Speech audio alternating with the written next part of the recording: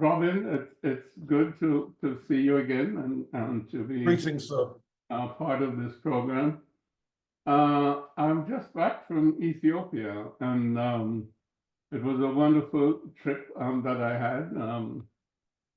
Two things were of great importance. One is being involved with the Global Black Center, which we can talk about at some point in time, as you're one of the major proponents of this center. And I was there, I had a visit to the Adwa Museum, which is not yet open to the public, but of course, it was the particular time, shall we say, of remembrance of the victory of Adwa in 1896, Menelik the second, and I think it was March the 2nd. So I was there just a little bit before that. So it was extremely memorable because the museum is set up and it gives a very detailed history in terms of the victory of Ethiopia over the Italians. And what was impressive was what I got from the museum was how the whole country was mobilized. As you know, there may be different ethnicities, different provinces, etc., but the whole country was mobilized. The villages, marching barefooted to go to battle, and the women, which was, absolutely, fantastic. The role that the women played, it was equal to the role that the men played.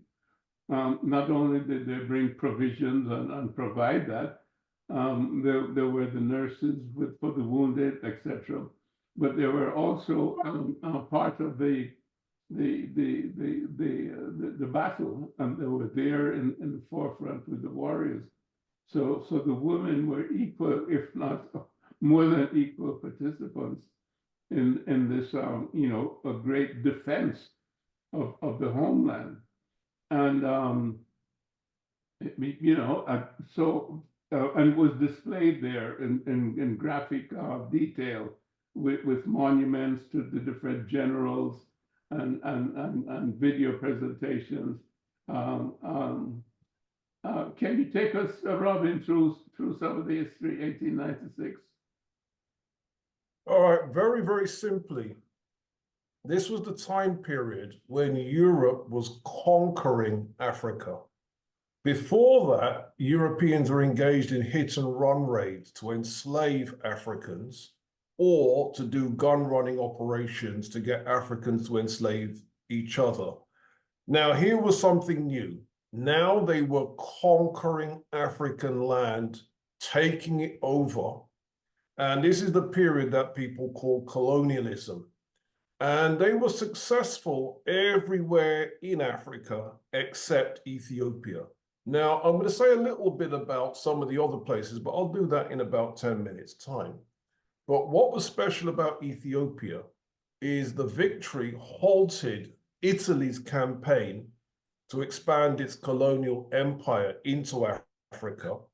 And while the other African countries were being swallowed up, and the capitals of these African countries were being transferred to London, to Paris, to Lisbon, to Berlin, Ethiopia was able to hold out for another 40 years. Consequently, Ethiopia is said to be the only African nation to have successfully resisted European conquest during this period. And so Ethiopia became a very, very powerful symbol. So the battle took place at a site called Adwa. This is 1896, and the Ethiopians out-commanded, out-generaled, and ultimately beat the Italian army. And so Ethiopia remained a free country for the next 40 years. Now, the Italians came back, and they came back just before World War II. Before you go to the Italians coming, well, let's go back to 1884, 1885, the Berlin Conference. Because that's what you're saying that Europe that decided to invade and carve up Africa. That was the next phase, shall we say, after, as you mentioned, the hit and run excursions. But they sat down at this conference in Berlin in 1884, 1885, and decided that they were going to take over all of Africa and divide it up among themselves.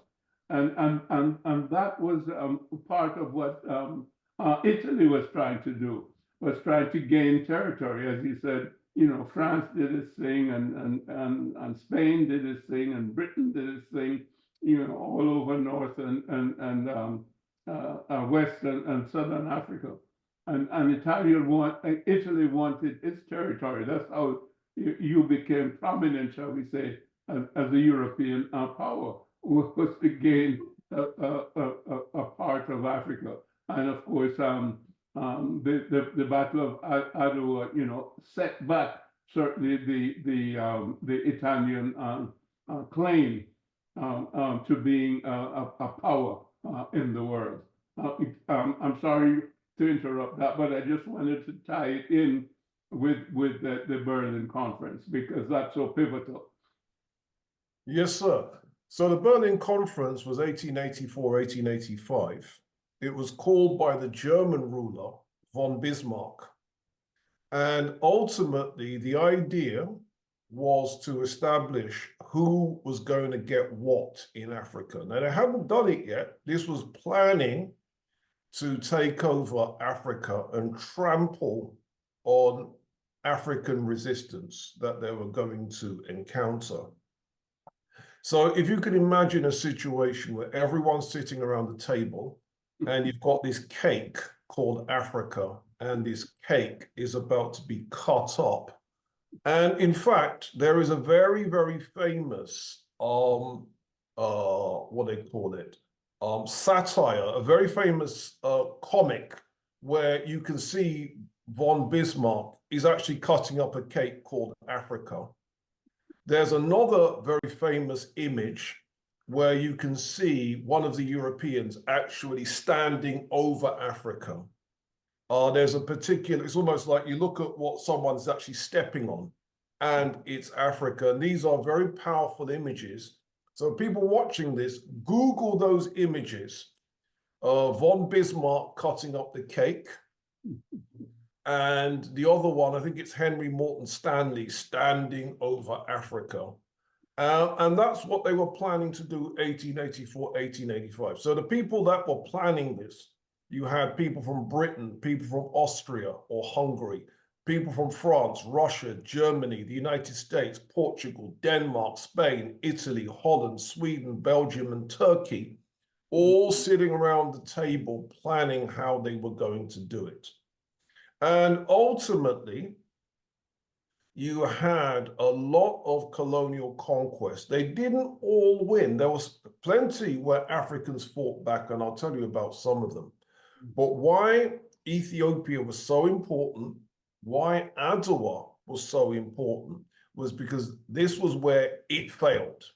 Not only did Africans defeat the European army, but the European army was not able to come back until well after all the other European countries had colonized the countries they were going to colonize in Africa.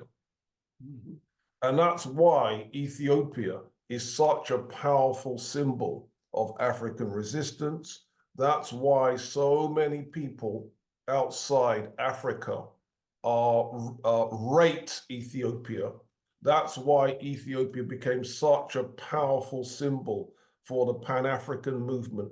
So here you have an African nation, not even a nation, an African empire, coming together to defeat colonialism and stop it from happening in their country. Yeah, I want to pick up on that point that it is seminal in terms of the anti-colonial movement, because it inspired, you know, Africans all over the world. And as you know, and I want you to pick up on that too, because certainly in the diaspora, the first so-called Pan-African conference or Congress was held in 1900. I think it was in London. That's Sylvester right. Williams certainly was the progenitor, and I think W.E.B. Du Bois was also there. And there's a direct relationship between 1896 and 1900.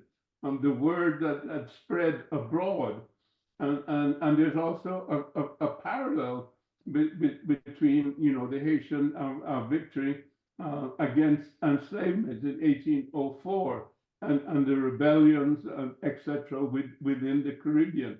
I think the 1804 conquest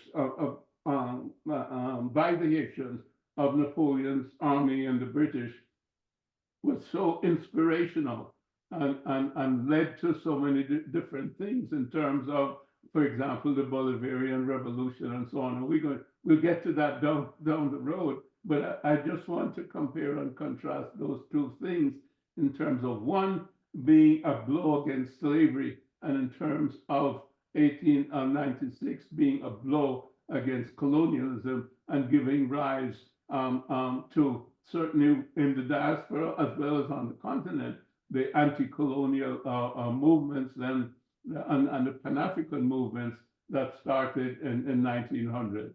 Can you pick up on that, Robin? Yes, sir. One of our colleagues, Danny Thompson, his master's thesis was about this very topic. It was about the movement that was called Ethiopianism. And this was the Black nationalist movement before Pan-Africanism was coined. And the Ethiopianists were inspired by the phrase in the book of Psalms, "Princes shall come out of Egypt, Ethiopia shall stretch forth her hands unto God." And of course, Ethiopia has two meanings. One of the meanings is a country in East Africa. Another meaning is the whole of Africa. And essentially, this was we couldn't call it Pan-Africanism because the term Pan-Africanism hadn't been coined yet. But they'd be talking the same stuff that the Pan-Africanists would be talking just a little bit later. So this is the pre-history of Pan-Africanism. And it started in the African American churches, the AME Church and the AMEZ Church, African Methodist Episcopal Church, African Episcopal Zion Church. And they were sending missionaries and representatives to Southern Africa, West Africa, the Caribbean, and the UK. And then you had these networks of people moving between Black America, the Caribbean, Africa, and England. And ultimately, it was that movement of people that created Pan-Africanism. Now, most people start Pan-Africanism with the Trinidadian barrister, Henry Sylvester Williams. And he was in London in 1896, where he was studying at Gray's Inn. But apparently, we've now found some new information, and the new information is that the idea of even creating such a movement actually started with a Black South African woman called Alice Kinloch, and she was from Cape Town. And she also had business coming to Britain. And apparently Henry Sylvester Williams wrote, and I'm quoting, "The association," meaning the African Association, "is the result of Mrs. Kinloch's work in England and the feelings that as British subjects, we ought to be heard in our own affairs." And then inspired by that, we then get the first Pan-African Congress. No, it wasn't Congress, it was conference, wasn't it? The first Pan-African Conference in 1900. And as you rightly say, you had Dr. W.E.B. Du Bois at that conference. You had Britain's leading Black composer also at that conference. That composer is our local boy. I'm filming this from Croydon in South London, and our local hero is Coleridge, Samuel Coleridge Taylor. Oh yeah, great. Yeah, poet. and he was there, and he even wrote music for the event. And then what came out of this? You had Ethiopianist-inspired choirs. You had an Ethiopianist-inspired literature, and in every respect, the choirs, the literature, the discourse, the churches, all of it was the precursor to Pan-Africanism. Yeah, you're definitely, correct there. And as you were mentioning, Richard Allen, of the created, shall we say, the African Methodist Episcopal, Zion Church, and pulled away from the Methodist Church itself, which was white, obviously, and which would not allow them to worship with the whites. They had a separate up in the balcony for black people, and of course they were insulted by that and separated and created a different church. And then some of the other people that you were referring to were people like Blyden and people like Robert Love, who were some were born in Africa, some were born in the Caribbean, but they went from the Caribbean to Liberia, to Sierra Leone, and to England, and some of them were missionaries, etc. So there was a whole period there, as you're mentioning, before the 1900s, when all of this was happening. And I can't remember the American who had this trip to the Congo, where he was investigating the Congo. George Washington Williams.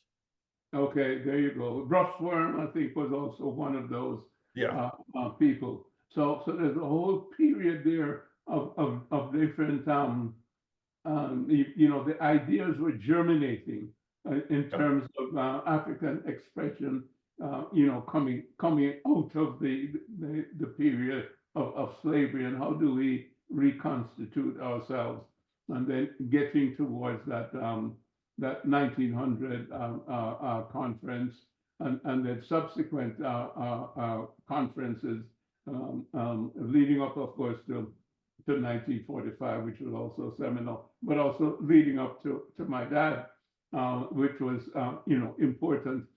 It's interesting that you mentioned the psalm, princes shall come out of Egypt, and Ethiopia shall stretch forth her hands unto God. This was one of my dad's favorite quotations. And I think it's important also that you mentioned that Ethiopia is both the continent as well as the country, which ended up being called Abyssinia at one time, and then came to be called Ethiopia. I'm not sure of what the sequence was when it became Abyssinia. But I think what has happened over time is that you have some groups who identified Ethiopia with Abyssinia. I mean, that the whole historicity in terms of the nation state. And of course, my dad's vision of Ethiopia was all of Africa, which is the way other people saw Africa, because Ethiopia originally, I think, meant dark skin or burnt faces, however you want to describe that. And that Ethiopia originally also was not only the continental Africa, but India. Some people called India Ethiopia, Eastern Ethiopia. Can you take us through Ethiopia and Abyssinia and back to Ethiopia? Sometimes when the historians are talking about Ethiopia, sometimes they mean one country in Africa. Now, which country? On a modern map, it wouldn't actually be modern Ethiopia. It would be closer to modern Sudan. But when people talk about Ethiopia and its role as the originator of civilization, what they mean by that on a modern map would be where Sudan is today. And that area was the site where you had the very first kingdom in the world, the kingdom of Seti. Seti, Tar is land, Seti is south. Some people say Seti also means bow, as in bow and arrow. So Seti, the land of the bow and arrow. And that is your first kingdom on earth. Archaeologists have found a dynasty of 12 rulers of Seti who ruled before Egypt's first pharaoh, or to be exact, 11 of them ruled before Egypt's first pharaoh. And the last one was contemporaneous with Egypt's first pharaoh, right? So that's one use. Then we've got Ethiopia, meaning, as you say. Just take a peanut view, which say, how does that relate to Kush and to Nubia? Okay, Kush is the same area, but later on. Later, okay, good. So by the time we get to around Egypt's 6th dynasty, which is the end of the Old Kingdom period, right? A new polity, if you like, emerges in the Sudan region, and that polity is now being called Kush. And its capital city, the archaeologists have been excavating it for the last 10, 15, 20 years. The capital city was called Kerma. And this was the famous nation state, then empire state of Kush. And then it has its golden age, contemporaneous with Egypt's 6th dynasty, all the way up to Egypt's 18th dynasty. So when Egypt was doing its 6th, 7th, 8th, 9th, 10th, 11th, all the way up to 18, this was the golden age of Kush. Then Egypt collapses, and it collapses round about the end of the 20th dynasty, 20th, 21st, 22nd, that type of period. Then Kush was back. And these are the Kushite pharaohs that everybody knows: Taharqa, Shabaka, Tanwetanami, all of those type of people, yeah? But that's late. And that's, again, the region is again being called Kush. Now, in European records, such as the records of the Greeks, they always called this same place, they called it Ethiopia, right? Now, the country that we call Ethiopia today, much further south and further east in the Horn of Africa, it's connected to Kush. I've since seen some archaeological evidence that says that the Kushites had a presence there. But the first kingdom to emerge was a kingdom called Damot. Then there was another kingdom that emerged called Aksum. And then by the time we get into the Middle Ages, this kingdom is being called Abyssinia. But again, in some of the European records, they're also calling it Ethiopia as well. Do you see? Yeah. And of course, in the 20th century, they reclaimed the name Ethiopia. Yeah. And what then happened is because of Ethiopia's role in standing up to the Italians and not being beaten at Adwa, that raised Ethiopia's status very, very high. And kings like Menelik II, he was looked up to as, you know, that's the kind of African ruler we want to see. That type of mentality happened. And then, of course, the next period where Ethiopia is being bigged up was with the birth of Rastafari. And I think Rastafari starts in 1930 with 4 Jamaican priests. And your father is alleged to have said something to the effect of, look to the east, where a king shall be crowned, he will be the redeemer. I don't know if that was ever said, but that's, legend says your dad said that. So people were looking to the east, and then a black king was indeed crowned, and he was indeed a tribe of Judah and conquering lion and all this kind of stuff. So, and on his vestiture and on his name, on his thigh, a name, King of Kings, etc., etc. So everyone then thought, oh, that's the prophecy. And then that created Rastafari. And then with it, Ethiopia, the modern country called Ethiopia, its status has then been again raised in the African consciousness. And then, of course, the fact being that after World War II, Haile Selassie, the Emperor of Ethiopia, stepped very, very correct. He didn't necessarily step correct before that, but after World War II. Let's go back to where we stopped off before. Yeah. Because, okay, we were at the Battle of Adwa, Yeah. and the Italians were defeated in 1896. Yeah. But of course, they never gave up that idea of conquest in Africa and Yeah. having territory there. Yeah. And they felt that defeat had to be defended. The defeat had to be reversed, if you will. Yeah. So they came back in 1935 now with Benito Mussolini. Can you take us into 1935 and then Second World War, etc. and Selassie? Yeah. In 1935, Italy was now under fascist rule. So, and the fascist leader was Benito Mussolini, and he saw himself in many respects as a reincarnation of the ancient Roman emperors. So the whole Roman salute became the fascist salute. And he wanted to restore that old Roman glory. So one of the things that they did was to conquer Ethiopia.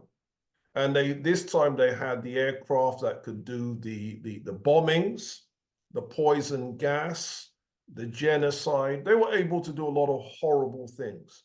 But what the fascist invasion of Ethiopia did was it galvanized Black people from all over the world. Jomo Kenyatta wrote Facing Mount Kenya, and he mentions the crisis, and he mentioned how appalled and outraged he was that an ancient Black kingdom was being overthrown by fascists. You had Nigerians in London forming the Abyssinian Association, again, to galvanize the Nigerians that were in London against this outrage. You had African Americans, you had so-called West Indians, you had all these different Black people forming different associations to support Ethiopia. But Ethiopian World Federation came out of that too. Yeah. And the result of that was, of course, Shashamane. Yeah. Mm-hmm. So yeah, so consequently, there was a lot. So in other words, you could argue historically that the invasion by the fascists of Ethiopia put Black people all over the world on the same page because of this crisis. Now, the one group of people that didn't represent were the people in Ethiopia. Some of them rebuffing the attempts to help them from other Blacks, because at this time, ideology was spreading that Ethiopians aren't actually Africans, they are Hamites, they are Semites, and all this kind of foolishness. And that seriously damaged the reputation of Ethiopia, seriously damaged. And it was only really after World War II, when Haile Selassie stepped very, very correctly, that the reputation of Ethiopia went back up again. But that time period, 1935, Ethiopians didn't represent. They represented in 1896, but they didn't represent then, you know? That's an interesting, shall we say, almost transformation, because also at that time, Eritrea, in a sense, belonged to the Italians, as did Somalia. Yeah, yeah. So it was only Ethiopia that was still standing up, so to speak, in the Horn of Africa.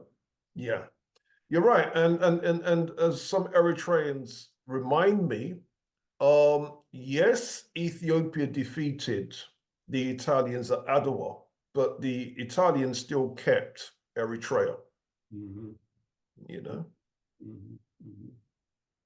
So again, you know, let's go back to how Mussolini was defeated. He was really defeated by the Allies, in terms of the whole World War II effort. Yeah. Across North Africa and East Africa, the Allies rebuffed him. Yeah. And Haile Selassie at that point in time spent his time in exile Yeah. in Bath in England. As a Yeah. matter of fact, I visited the house where he stayed. He has since deeded the house to the community, and a Yeah. lot of the Rastafarians, as you mentioned, occupied it or taking care of it, etc., etc. But his role, Can I ask a question here, sir? I just want to make a point. His role was more a diplomatic role Yeah. than the role of a warrior, such as Yeah. Menelik. Yeah. There was quite a distinction there. Yeah, can I just jump in here, sir? Because I gather, but I don't have the proof, but maybe you're aware of the proof. I gather that when the emperor was in Britain, he had a Black Caribbean speechwriter who was female. Do you know about this, sir?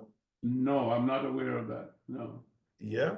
And the reason why is I see, I'm trying to get the facts on this. So anyone watching this, put the facts in the, type underneath the presentation. So I'm trying to get the facts on this because I'm trying to track down who that woman was. Mm-hmm. Because I suspect you are an emperor, you're in Britain.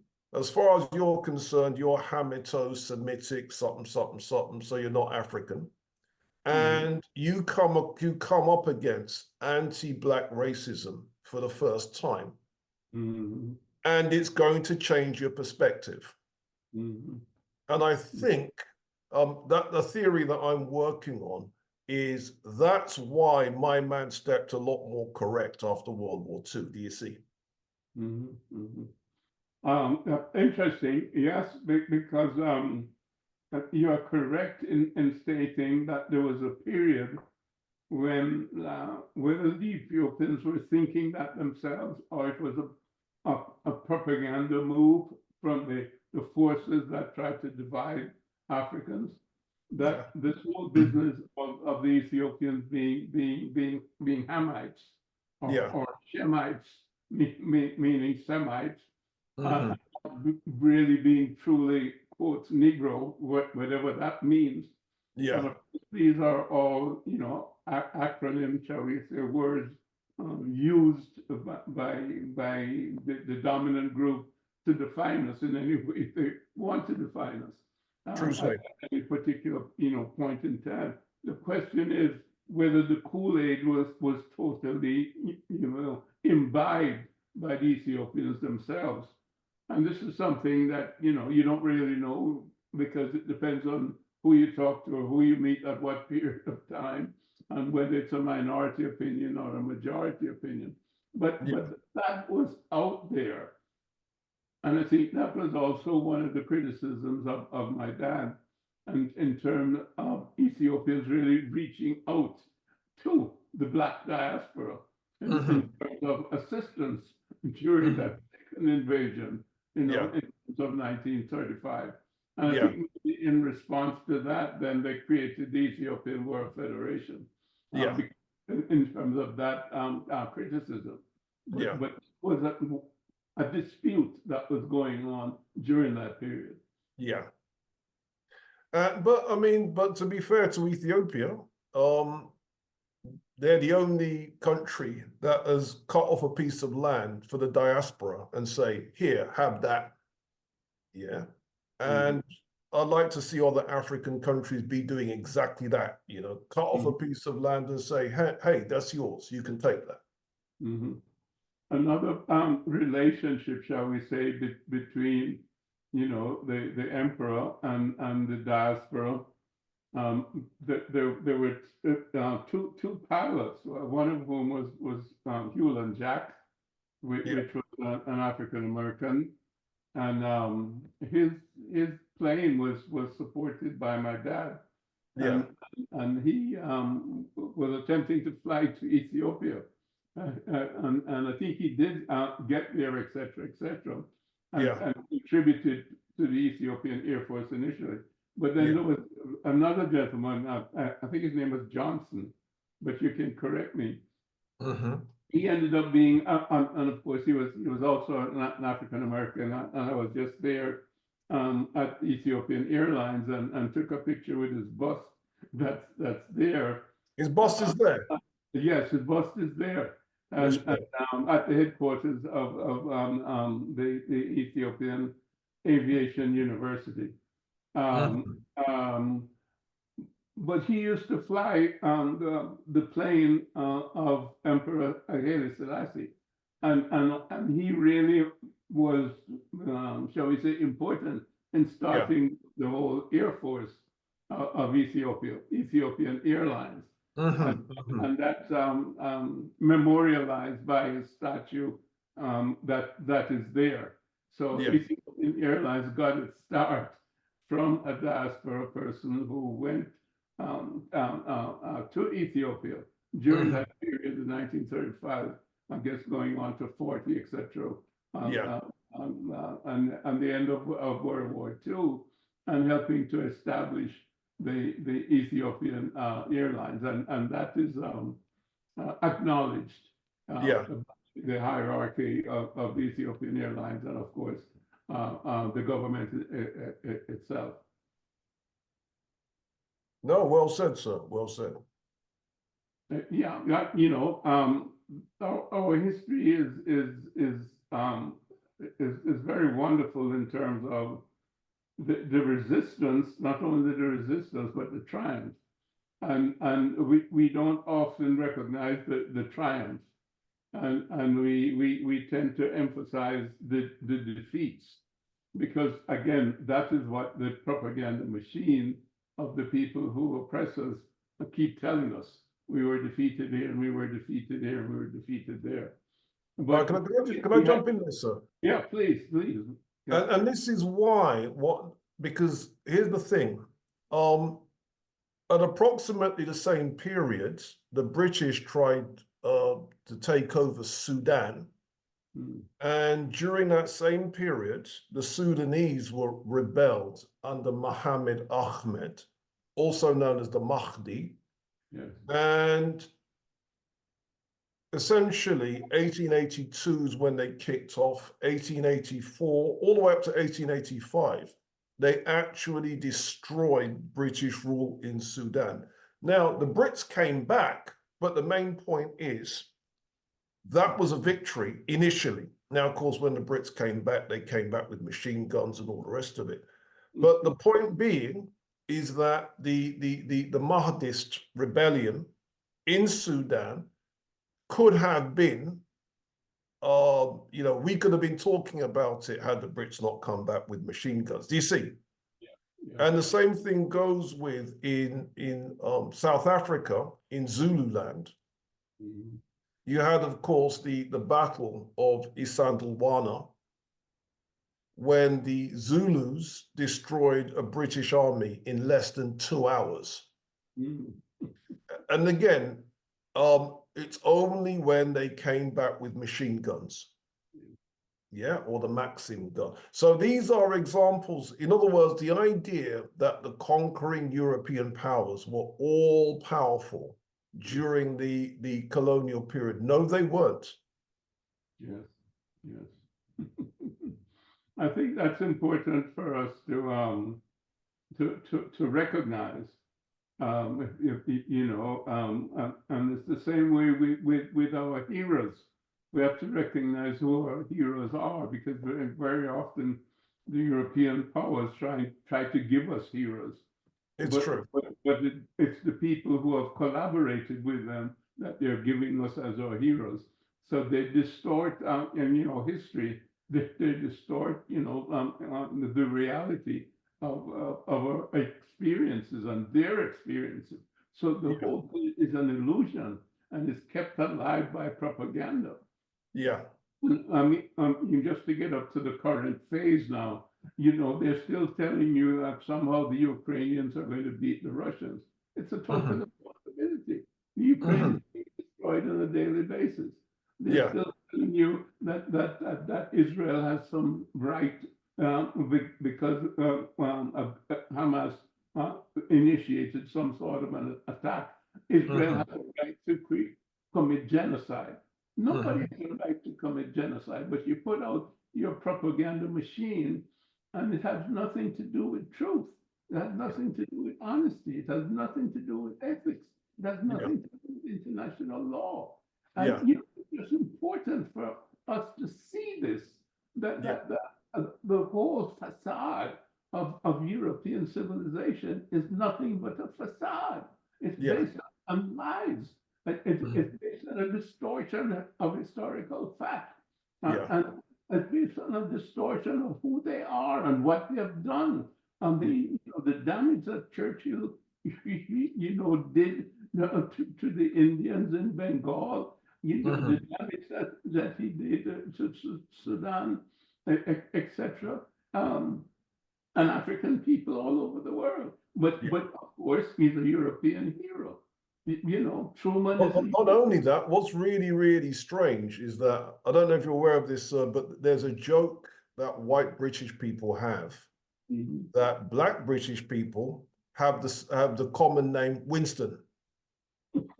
By the way, my middle name is Winston, I'm Julius Winston. Right. Now, can you see that the amount of us that were almost certainly named after Winston Churchill? Now, how ironic. I think my Winston came before Churchill, though, I think. Because I was born in 1933, and Winston came alive in the 1940s, maybe. I'm not sure, but whatever. Yeah, yeah. I don't want it to be said that I was named after Winston. but continue your point. Yeah, so basically, there was a generation of Black Caribbean men who were named after Winston Churchill. Now, how ironic is that? Yes, yes. All of us bear these names, the Cecil Rhodes and the Rhodes Scholarship, all of these things that we admire. But all of it is built on the backs of theft and abuse of Native African people. Yeah. Yeah, so the other thing too is, I think the importance of Adwa, which I think needs to be stressed, is when I was in Ethiopia in December, we made a trip to Southwest Ethiopia, to the lands of Oromo, to the lands of the Maji, to the lands of the Bench, countries that weren't a part of Ethiopia back in the day. So when people were talking about the great civilization of Aksum, the great civilization of Lalibela, the great period of Gondar, these places were not a part of Ethiopia. They were actually separate countries. And then during the time of Menelik and some of the earlier rulers, they conquered these lands and brought them into the Ethiopian Empire. So Ethiopia is quite a, if you like, a disparate set of kingdoms that were brought together as an empire. But what they're all proud of, and this is where Adwa comes in, what they're all proud of is the roles that the different kingdoms played in coming together to defeat a conquering power.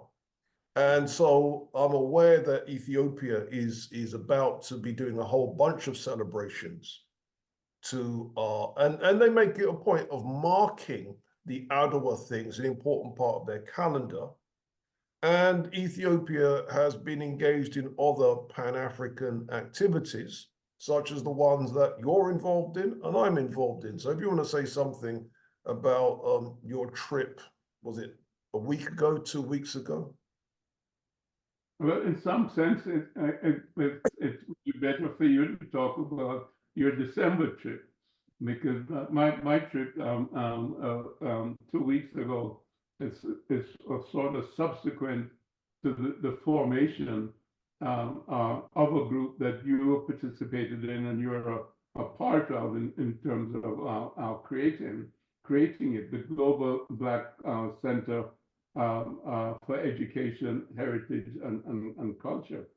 And I think it's a phenomenal event, really, and I think it's important. Number one, it has a global perspective. And number two, it's dealing with, shall we say, Black African civilization, not to exclude anyone, but to focus on our accomplishments over time, being the first people and the first Homo sapiens were Black. So that is what has to be promoted in terms of the actual history, traditions, and culture of humanity. And that's what has been distorted. So there's a significant role that this organization, has to play.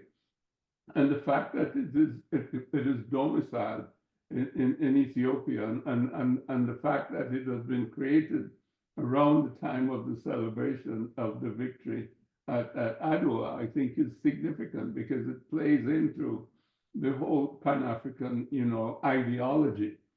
Because again, also the African Union is in Addis, and of course, Emperor Haile Selassie was foundational, along with several other leaders such as Kwame Nkrumah, Sekou Touré, etc.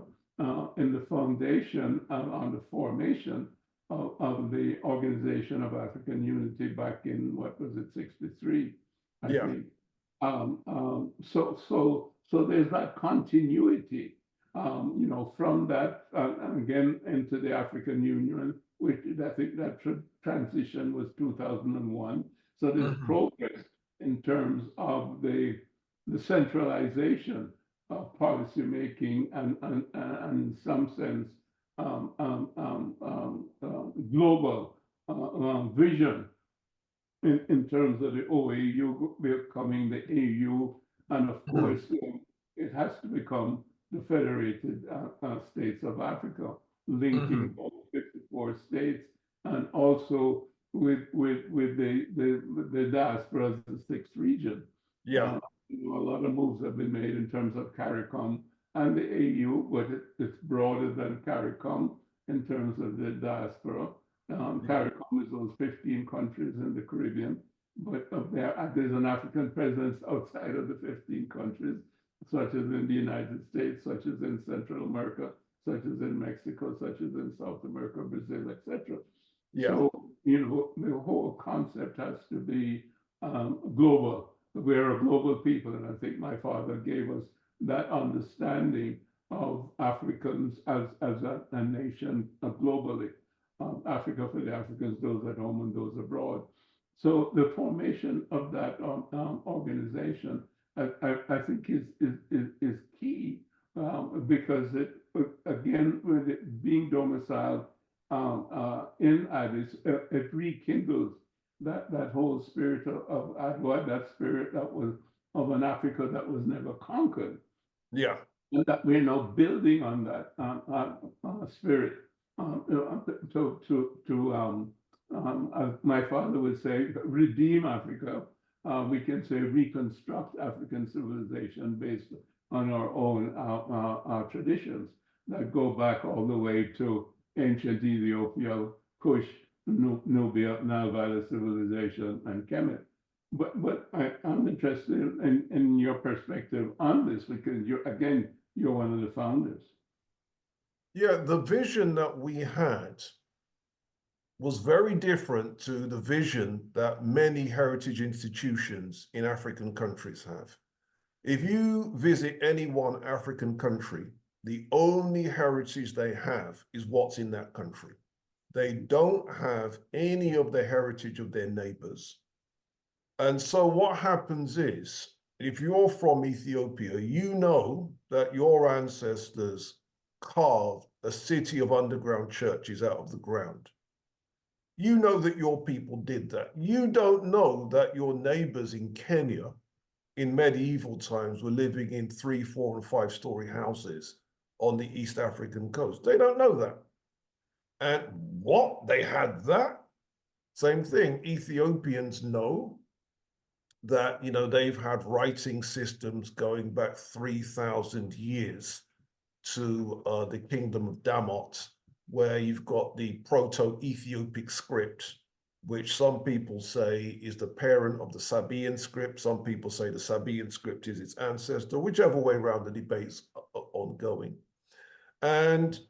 But places like Sudan have had writing also going back thousands and thousands of years.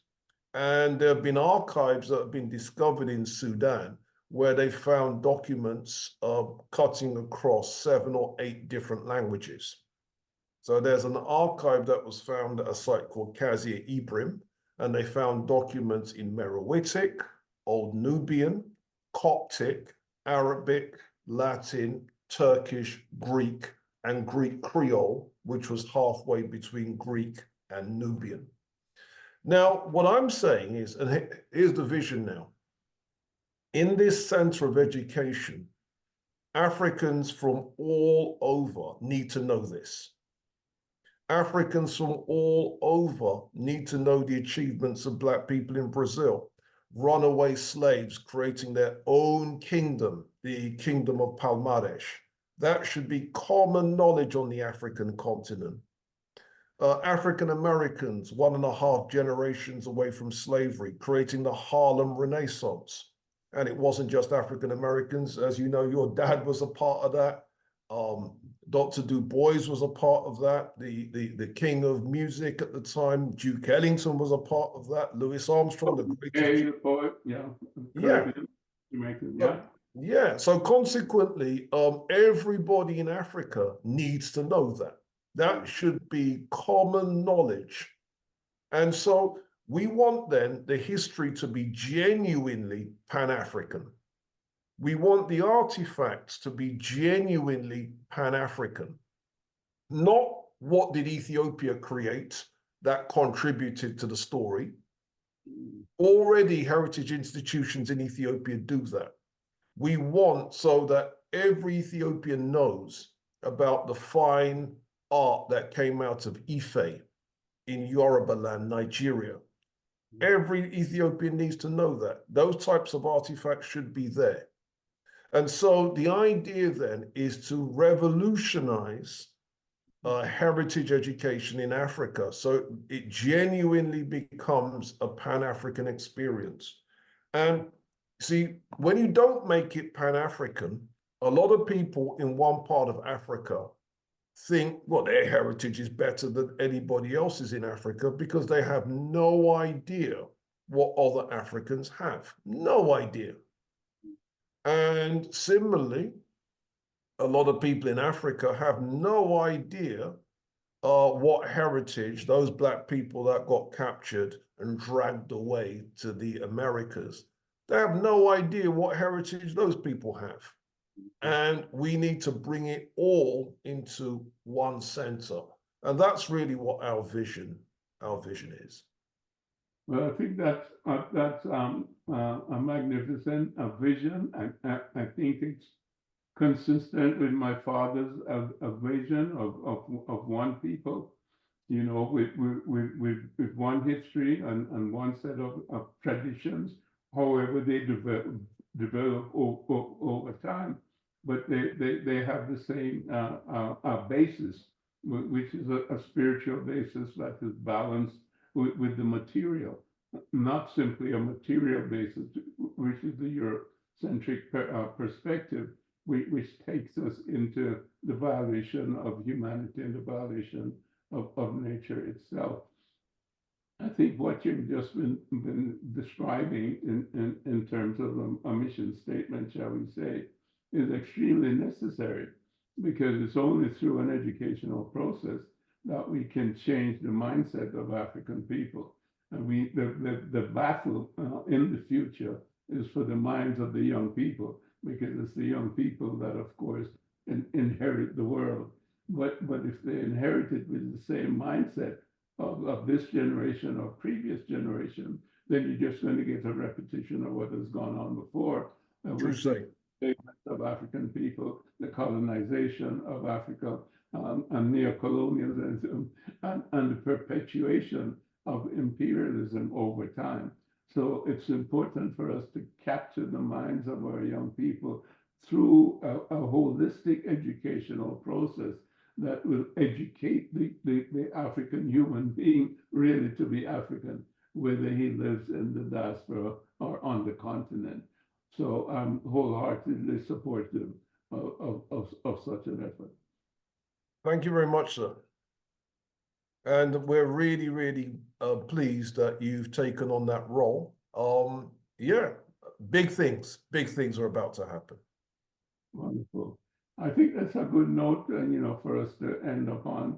But we will continue our discourse, because this whole idea of getting a handle of the wonders of African history, and the fact that we have continually fought against invasion, against oppression, against distortion of who we are. I think it's important for us to share this with our audience that is looking. And I would say I want us to go to Haiti, and what that means, or what that meant in terms of the Caribbean, and what that meant in terms of the fight against slavery, and the fight for freedom, not only in Haiti, not only in the Caribbean, but throughout all of Latin America, because it also inspired the Bolivarian revolution. So I look forward to that as our next